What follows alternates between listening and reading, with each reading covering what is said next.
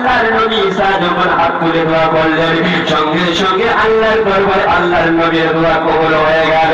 এবার সবাই দেখতে চায় না, নবী তো আল্লাহর নবী ঈসা তো দোয়া করে দিয়েছেন, লোকটা আর পৃথিবীতে বাঁচবে না, দেখি কোন সময় মারা যাবার টাইম দেখতে দেখতে ওই লোকটা কি করলেন, নিজের কাজের জন্য সমস্ত কাপড় চুপড় বেঁধে নিয়ে রাস্তার মধ্যে রওনা হয়ে গেছেন। যেতে না যেতে দেখতেছেন একজন আল্লাহর ফকির, আল্লাহর একজন দরবেশ রাস্তার ধারে বসে আছে আর বলছে, ও আল্লাহর বান্দা,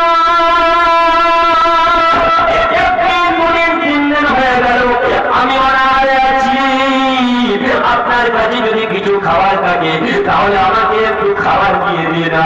সঙ্গে সঙ্গে ওই ভূমি নিজের জন্য যে বেঁধে নিয়েছিলেন ও বেহারার একটা রুটি বের করে ওই ফকিরকে দিয়ে দিলেন। যখন ফকিরকে দিল, ফকির বলছে, আল্লাহ গো, এই লোকটার সমস্ত গুনাহ খাতাকে আল্লাহ মাফ করে দাও। এই দোয়া ভালো লাগলো, দ্বিতীয় রুটিটা বের করে ওই আল্লাহ ওয়ালা ফকিরকে আবার দিয়ে দিল। যেমনি ওই দ্বিতীয় রুটিটা দিল, ওই আল্লাহ গো, ও রব্বুল আলামিন, এই লোকটার হায়াতকে তুমি বৃদ্ধি করে দাও। আমার ওই বেড়াদার ধুবি ওই লোকটা দ্বিতীয় রুটিটা বের করে দিল।